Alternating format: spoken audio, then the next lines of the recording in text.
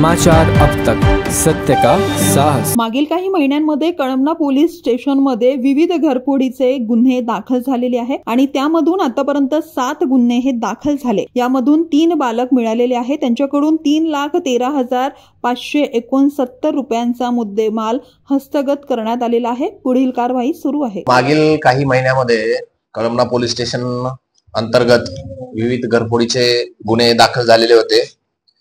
त्यामध्ये असे एकूण आतापर्यंत आपल्याकडे 7 गुन्हे दाखल झालेले होते घरफोडीचे। त्यामध्ये अपराध क्रमांक 957/2023, 958/2023, 560/2024, 607/2024, 460/2024, 357/2024, 521/2023 तसेच 957 सुरुवातीला सांगितल्याप्रमाणे। तर असे आपल्याकडे घरफोडीचे गुन्हे दाखल होते।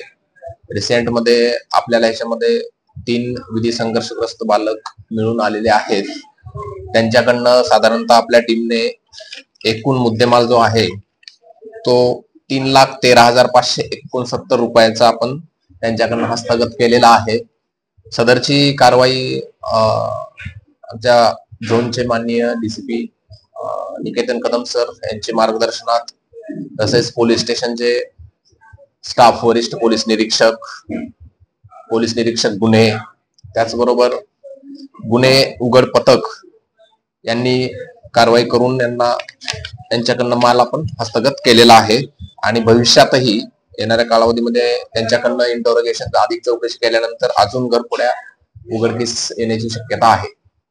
तिन्ही जे विधी संघर्षग्रस्त बालक मिळून आलेले आहेत ते नातेवाईकच आहेत, म्हणजे भाऊ आहेत आणि यांचा गुन्हे करण्याचा हेतू जो आहे तो एक नशापानी करण्यासाठी ते घरफोड्या वगैरे करायचे अशी माहिती आहे। त्याचबरोबर अजून अधिक चौकशी त्यांच्याकडनं करणं चालू आहे। याच्यामध्ये अजून कोण साथीदार वगैरे आहे त्याबाबत अधिक चौकशी करणं चालू आहे।